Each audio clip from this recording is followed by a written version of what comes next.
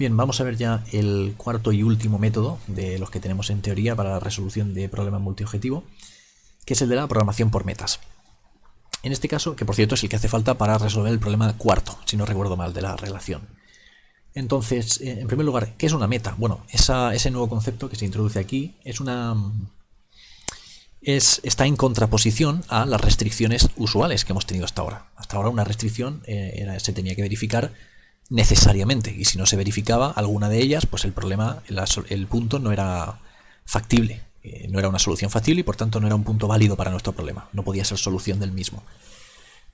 Eso lo vamos a seguir teniendo aquí, obviamente. Eso es lo que llamaríamos una restricción dura, es decir, que se tiene que verificar necesariamente y en caso contrario, pues la solución no es factible. Pero por otro lado tendríamos una serie de restricciones que son, vamos a decirlo así, deseables, es decir, queremos que nuestras soluciones estén lo más cerca posible de las mismas, a ser posible incluso que la verifiquen con igualdad, pero si no se verifican dichas restricciones, pues bueno, tenemos cierto margen, son como restricciones blandas, es decir, hay cierta flexibilidad, nos permitimos el lujo de tener un cierto margen y lo que queremos hacer obviamente es minimizar este margen, claro, es decir, queremos quedarnos en lo que a las metas se refiere lo más cerca posible de sus valores objetivo, ¿no? Pero el problema no se convierte automáticamente en infactible si no se verifican, ¿vale? Eso es lo que sería una meta. Entonces, ¿cómo podemos aplicar esto a los problemas multiobjetivo? Bueno, pues hay que darle un giro de tuerca a lo que hemos estado haciendo hasta ahora. Los tres métodos anteriores, los problemas multiobjetivo, esencialmente lo que hacíamos era, pues cada uno de los objetivos o se maximizaba o se minimizaba, ¿no? Es decir, era una optimización en el sentido tradicional al que estamos acostumbrados. Aquí los objetivos, sin embargo, no van a ser de esa manera. Aquí vamos a tener múltiples objetivos, pero esos objetivos van a ser más bien de aspirar a un cierto valor. Es decir, yo quiero que este primer objetivo es decir, esta primera función, ¿no?, esté en torno a 1000. Y mi objetivo, por tanto, es acercarme lo máximo posible a 1000. No es hacerlo lo mayor posible o lo menor posible, sino acercarme lo mayor posible o lo máximo posible a un cierto valor objetivo, ¿vale? Es ese tipo de objetivos, de múltiples objetivos, a los que nos estamos refiriendo en este caso. Entonces, claro, esto se puede modelizar de manera perfecta con el concepto que hemos explicado anteriormente, con el de las metas. ¿Cómo lo haríamos? Pues realmente bastante sencillo. Simplemente podríamos hacer lo siguiente. Podríamos coger para cada una de las funciones objetivos que tenemos, imaginemos que esta función objetivo, la función iésima, yo tengo una aspiración de u sui, es decir, yo quiero que zi, que recordemos es simplemente una función de las variables, esté lo más cerca posible de este valor del u sui, ¿no? Lo más cerca posible. Si esto vale 1000, pues que z sui se quede lo más cerca de 1000 posible, no necesariamente igual, pero lo más cerca posible, y así con todos los otros objetivos. ¿Cómo se modeliza esto? Teniendo en cuenta que también quiero que se verifiquen el resto de restricciones y demás.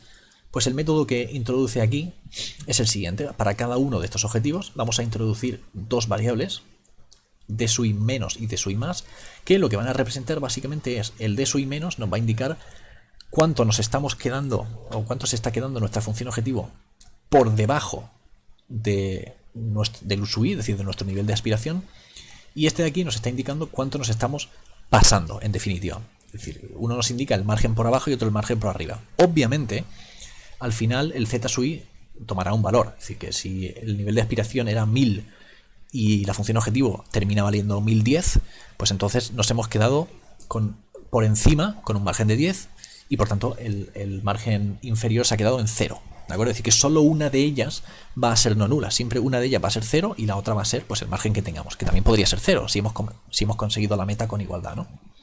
Pero ya digo, uno es cuánto nos pasamos por arriba y otro por abajo. ¿Por qué lo hacemos así?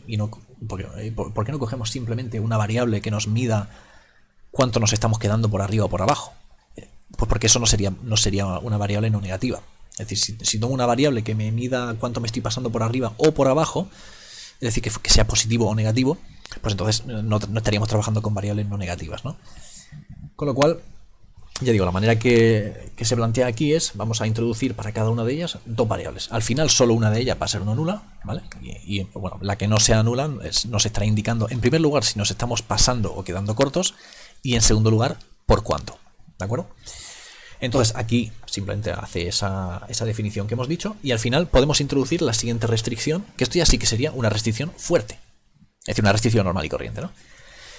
Que es simplemente, yo cojo mi función objetivo, y lo que hacemos es, le sumo la cantidad que me he quedado por abajo y le resto la cantidad de la que me he pasado. Y eso tiene que ser exactamente el nivel de aspiración. Por ejemplo, imaginemos que que el nivel de aspiración era 1000, ¿no? Es decir, este era el Usui. Y finalmente el valor de la variable ha resultado ser 1010. Entonces, ¿qué es lo que tenemos? Pues lo que tenemos es que nos hemos pasado 10, con lo cual el d sub i más va a ser 10 y el d sub i menos aquí sería 0. Y lo que tendríamos, por tanto, es que nuestro valor de la variable menos lo que nos hemos pasado, que es 10, es nuestro nivel de aspiración. Claro, si me he pasado 10, pues entonces si le resto 10, pues obviamente me quedo en el nivel de aspiración. Y viceversa, ¿no? Si me he quedado corto, pues entonces yo eso se lo sumo y entonces consigo mi nivel de aspiración con igualdad. ¿Vale? Esa es un poco la explicación de esta restricción. Con lo cual, estamos poniendo una restricción que además es muy dura, ¿no? Porque es una restricción de igualdad, ni siquiera de desigualdad. Con lo cual parece que hemos convertido el problema en uno más complicado o más estricto, pero realmente no es así porque, claro, tengamos en cuenta simplemente que estas cosas de aquí, estos son variables. Con lo cual, sí, esto es una restricción de igualdad, pero como estos son variables, estas variables es la que me están proporcionando, o son las que me están proporcionando, la flexibilidad que necesito. Ya tomarán el valor que tengan que tomar para que esa igualdad se verifique. ¿Vale? Es decir, que esto no es restrictivo porque precisamente aquí tengo variables que se van a ir moviendo para ir ajustando y que se verifique esta igualdad. ¿De acuerdo? Entonces, simplemente para cada una de las funciones objetivo que yo tengo, o de estos objetivos, para cada meta, mejor dicho, ¿no? Pues introducimos dos variables y la restricción correspondiente, que sería la que hemos visto aquí. Con eso ya tendremos que estaremos ligando cada una de las variables a su correspondiente meta. ¿Y qué es lo que tenemos que minimizar? Pues ya lo hemos anticipado antes. Lo que queremos minimizar obviamente es las desviaciones. Es decir, yo quiero que la distancia a todas estas metas sea lo mínimo posible. Con lo cual, pues en su forma más, vamos a decir, más básica, pues simplemente lo que nos interesaría sería sumar todas estas variables, que recordemos esto nos está indicando cuánto nos estamos pasando o quedando cortos con respecto al nivel de aspiración, es decir, con respecto al USUI. Pero estos son todo variables no negativas, recordemos, una de estas va a ser 0 y la otra no lo va a ser, y esto siempre es mayor o igual que 0, con lo cual simplemente las puedo sumar, es decir, no hace falta que tome ni valor absoluto ni nada. Sumo todo esto, estos son, vamos a decir, los errores, esto es otra forma de verlo, ¿no? Estos son los errores que estoy cometiendo en cada meta, lo sumo y minimizo esa suma, ya está. Entonces al final, pues estas variables se ajustarán para ser lo más pequeñas posibles y al final los valores que habremos obtenido, pues estarán orbitando en torno a las metas que le hemos puesto. Claro, esta forma más básica, que es la que mejor se entiende, tiene un par de problemas, concretamente dos. En primer lugar, esto es un problema que ya hemos comentado, de hecho, en algunos de los métodos anteriores, pero bueno, no tienen por qué haberse visto los vídeos del método de las ponderaciones y demás. Pero ahí ya comentamos este problema, que es que ahora mismo estamos... Bueno, de hecho, creo que en la introducción quizá también lo mencionamos, que es que básicamente aquí le estamos dando a todas las funciones objetivo, o a todas las metas en este caso, la misma importancia y estamos asumiendo que están como en las mismas unidades, a pesar de que a lo mejor una meta hace referencia a horas y a lo mejor se puede mover entre 0 horas y 10 horas. Es decir, que una unidad importa mucho y a lo mejor la otra función objetivo se está midiendo en euros y la meta eran 1.000.000, con lo cual 10 euros arriba o 10 abajo realmente representan muy poco, con lo cual, claro, ¿qué sentido tiene sumar estas diferencias cuando están haciendo referencia a unidades completamente diferentes? Entonces, la primera solución que se plantea para ese problema es decir, vamos a efectivamente sumar estas desviaciones, pero lo vamos a hacer en términos proporcionales, es decir, o en términos relativos. En lugar de sumar los errores absolutos, vamos a sumar los errores relativos. Entonces, yo simplemente lo que hago es sumo estos márgenes, pero también divido por el nivel de aspiración, ¿vale? Por ejemplo, en este caso, en el ejemplo que hemos puesto antes, teníamos un error de 10, ¿no? Hemos cometido un error de 10. Pero el nivel de aspiración era 1000, con lo cual un error de 10 respecto al nivel de aspiración de 1000 es un 0,01. Es decir, un 1%, ¿no? Si no me equivoco. Con lo cual, lo que estaríamos haciendo de esta manera es no sumar los errores en términos absolutos, sino en términos relativos. Es decir, a lo mejor pues en cada meta he cometido un error de 5%, y en la segunda meta del 3%, y en otra meta del 2%, es decir, de 0,05, de 0,03, de 0,01, ¿de acuerdo? Eso ya me asegura que ahora ya sí que lo estoy poniendo todo en las mismas unidades, por así decirlo, ¿no? Entonces, si equivocarme 10 con respecto a 1000, pues es lo mismo, o es igual de grave, vamos a decir, que equivocarme 1 respecto a 100. Y de esta manera ya sí que lo estamos sumando de manera más... Estamos resolviendo ese problema, ¿no?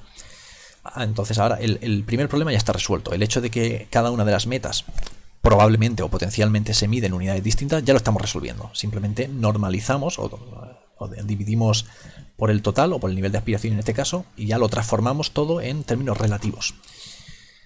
¿De acuerdo?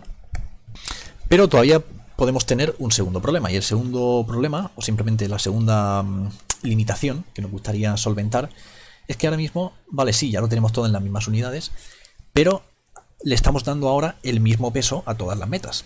Mientras que a lo mejor, dependiendo del contexto de nuestro problema, hay algunas metas que nos parecen mucho más importantes que otras y que por tanto tendríamos que priorizar mucho más que otras.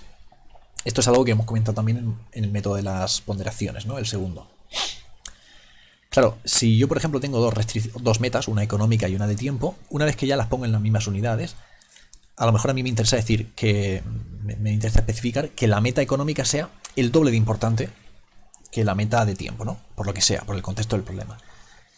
Entonces me gustaría tener la flexibilidad de poder introducir precisamente esto, de poder indicar cuál es la importancia de cada meta y optimizar el problema en consecuencia, ¿no?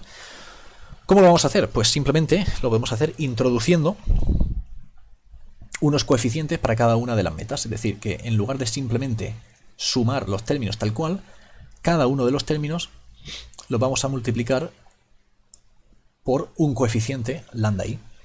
¿De acuerdo? Entonces, de manera que, claro, si lambda i es el doble que lambda j, pues entonces, claro, el error que yo he cometido en la meta iésima lo estoy valorando el doble que el error que yo he cometido en la meta jésima, que es precisamente lo que yo quiero, ¿no? A la hora de hacer esta priorización. Incluso le podría poner un peso distinto al margen inferior y al margen superior. Esto tampoco es particularmente útil, no creo que lo vayamos a hacer, pero de luego lo que sí que tiene sentido es utilizar un peso distinto para cada una de las metas. Fijémonos que realmente si le ponemos el mismo peso a todas las metas, pues lo que estamos haciendo es como la media aritmética. Sería como, si todos los pesos tienen lo mismo, pues hacemos la suma y luego ya, bueno, dividimos por un número o no dividimos por un número, pero vamos, la cuestión es que si hemos cogido la suma de todos los términos multiplicados por lo mismo o por 1, pues estamos dándole el mismo peso a todas las funciones, a todas las metas. Es decir, estamos haciendo como la media aritmética. Si en lugar de eso yo introduzco estos coeficientes, pues sería como introducir una media ponderada, de manera que, pues ya digo, algunos términos se estén valorando más y otros menos. Entonces, si yo pongo estos dos ingredientes juntos en consideración, pues obtenemos esta cuarta variante, que es, por supuesto, la que vamos a utilizar nosotros. ¿Vale? Aquí se tienen en cuenta las dos cosas. Tenemos, por un lado, es decir, no estamos sumando simplemente las diferencias, sino que, por un lado, divido por el nivel de aspiración. Con esto recordemos que lo que hacemos es ponerlo en las mismas unidades o en términos relativos. Esto es otra forma de verlo que yo creo que es casi más beneficiosa. Estoy sumando el error, pero no en términos absolutos, sino en términos relativos. Y una vez que ya lo tengo en las mismas unidades, pues entonces introduzco un coeficiente, que ya dependerá de los datos del problema, ¿no? Un coeficiente distinto para cada meta que me indique, pues precisamente el peso o la importancia de cada meta. De manera que cuanto mayor sea este coeficiente, pues más importante será esa meta, porque más peso tiene esa meta en la función objetivo, ¿no? Que yo estoy minimizando. Y ya está, una vez que ya tenemos eso, pues esto de aquí es nuestra función objetivo. Esto es nuestra función objetivo y ya resolvemos nuestro problema. El problema es, recordemos, es simplemente el problema original con las restricciones que tengamos originales y demás, y las mismas variables, es decir, todo igual, pero hemos introducido una serie de cosas. En primer lugar, hemos introducido una serie de variables, estas de aquí, las de su y más y menos, y hemos introducido también una colección nueva de restricciones, ¿no? Una por cada meta. Y luego ya la función objetivo que tenemos es minimizar la distancia a dichas metas, normalizada correctamente ya con todos estos parámetros. ¿Vale? Eso es el cambio, con lo cual nosotros partimos de un problema, el que sea, que podrá tener otras restricciones, otras variables, lo que sea. Los elementos que hay que añadir para transformarlo en un problema uniobjetivo que sabemos resolver son estos, ¿vale? Algunas variables nuevas, algunas restricciones nuevas para cada meta y cambiar la función objetivo por esta que tenemos aquí. Bien.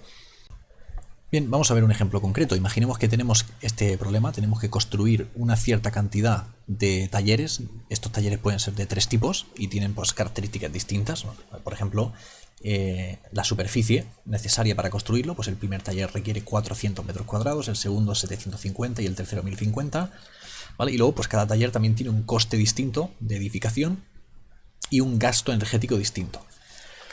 Y nos dicen lo siguiente. Dice, por un lado, vamos a tener una serie de restricciones y una serie de metas, que a partir de la manera en la que está formulado, pues lo vamos a tener que deducir. Entonces dice, por un lado, el número deseado de talleres es 5, 10 y 15 de cada tipo, ¿vale? Eso, el número deseado, lo vamos a interpretar como una meta.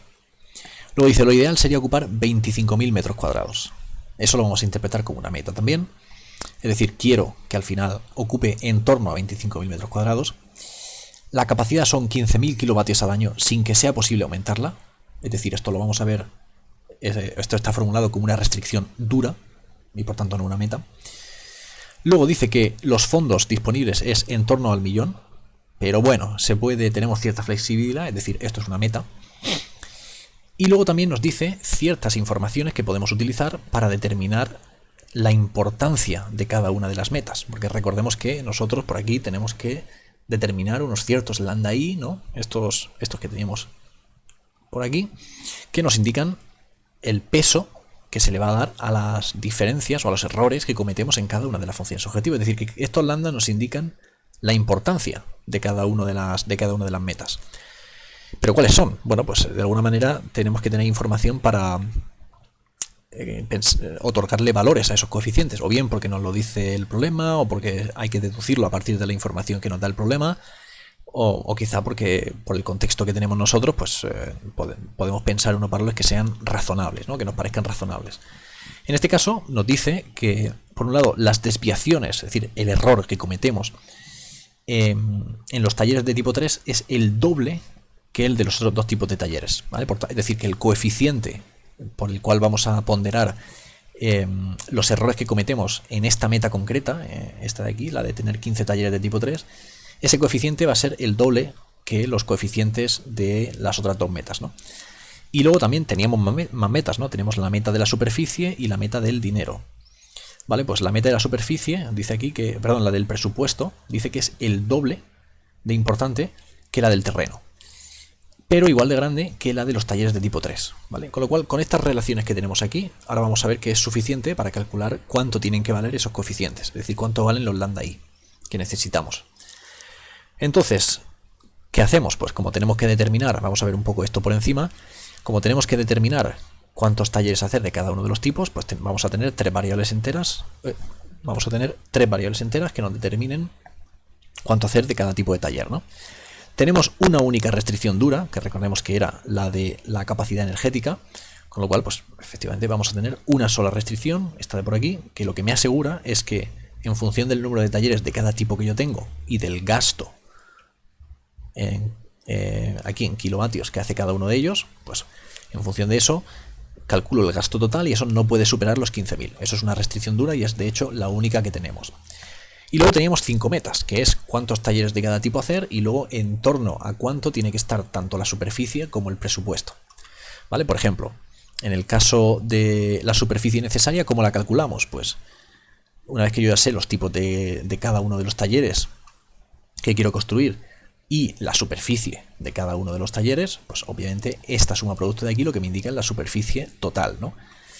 Y eso yo quiero que esté en torno a 25.000, con lo cual el nivel de aspiración va a ser 25.000. Como una vez que hacemos lo mismo con el resto de metas, ¿cómo lo modelizamos? Pues recordemos, introducimos simplemente para cada meta estas dos variables que nos indican las desviaciones por arriba y por abajo e introducimos estas restricciones que tenemos por aquí, es decir, una restricción para cada una de las metas. Por ejemplo, para la primera meta, pues lo que tenemos es que el número de talleres del primer tipo que yo haga, esa es la función objetivo, ¿no? El número de talleres de tipo 1 más las desviaciones tiene que ser exactamente igual a 5.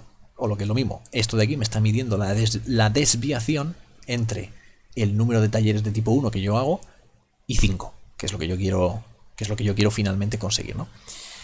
Vale, pues una vez que ya tenemos las variables y las restricciones introducidas, necesitamos la función objetivo. Recordemos que la función objetivo es minimizar la suma de las distancias, pero con estos parámetros que me permitan ponderar pues cada una de esas distancias, ¿no? ¿Cómo calculamos esas ponderaciones? Pues realmente me las dan, lo podemos derivar o digamos, despejar a partir de lo que nos han dicho.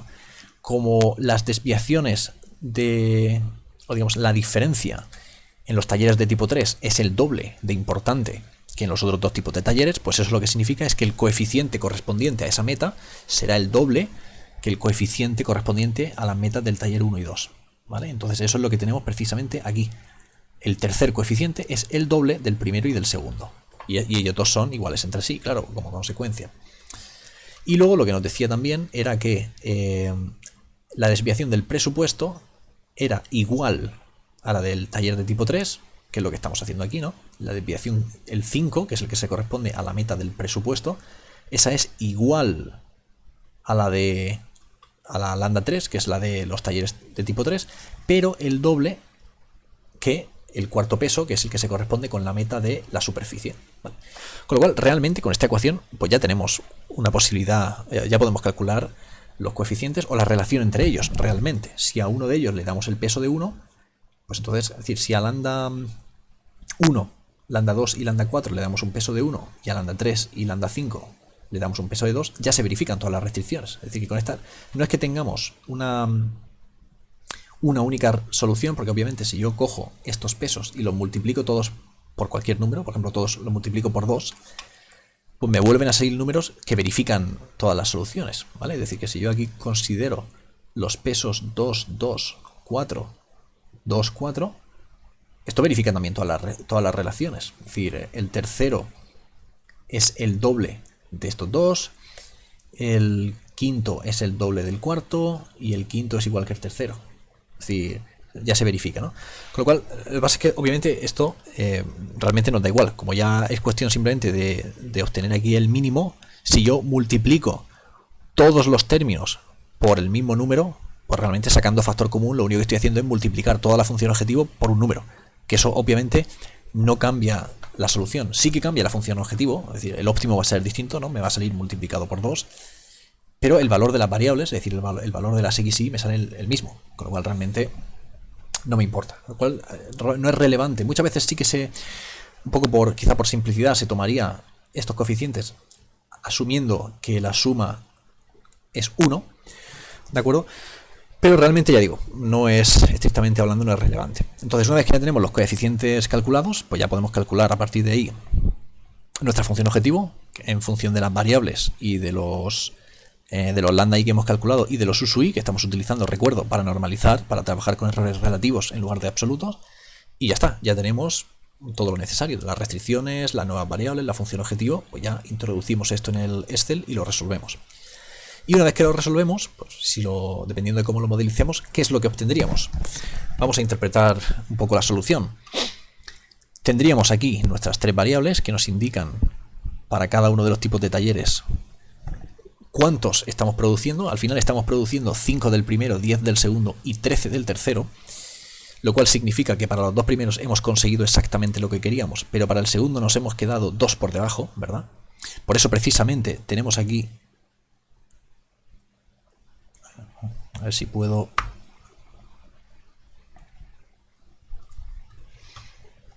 tenemos aquí este 2. De hecho, si no me equivoco, esto está invertido, es decir, aquí realmente hay un error de notación. Esta primera fila son los de menos y estos son los de más, es decir, realmente están invertidos, ¿vale? Porque este 2 de aquí lo que nos indica es que nos estamos quedando 2 talleres cortos, con lo cual realmente lo que tendría que ser es que d menos, el correspondiente d menos, vale 2, ¿no? Porque nos hemos quedado 2 por debajo. Si el D más fuera 2, lo que significaría es que nos hemos quedado 2 por encima, es decir, que habríamos hecho 17 talleres, ¿vale? Con lo cual, esto es una errata de la imagen, pero bueno, la resolución sí que es correcta. Entonces, al final, ¿en qué nos hemos quedado? Pues las primeras dos metas las hemos conseguido con igualdad, ¿vale? Pues eso lo podemos ver simplemente mirando el valor final o mirando las Ds. Aquí nos hemos quedado 2 por debajo y en la superficie aspirábamos a 25.000, nos hemos quedado 1.850 por debajo. y el coste, aspirábamos a 1.000.000, nos hemos pasado en 6.950. Obviamente, claro, esto está sobre 1.000.000, mientras que aquí el total son 23.000 y pico o 25.000, ¿no? Con lo cual, realmente, la cantidad que nos hemos pasado o que nos hemos quedado cortos, conviene verlo también en porcentaje. Entonces, si lo hacemos en porcentaje, resulta que en el coste solo nos hemos pasado lo pone por aquí, un 0,69% por arriba, porque nos hemos pasado 7.000, pero de 1.000.000. En la superficie nos hemos quedado un 7,40 por debajo, ¿vale? Con lo cual, en términos relativos, pues es un error intermedio. Y finalmente en los talleres, claro, como nos hemos quedado 2 por debajo de 15, pues en términos proporcionales la diferencia es bastante mayor, ¿no? Es 13%, ¿de acuerdo? Bueno, esa es un poco la interpretación de los resultados, ¿no? Como he comentado antes, realmente el problema cuarto de la relación es una variante de este mismo problema, con lo cual esta explicación va a servir también como explicación del problema 4.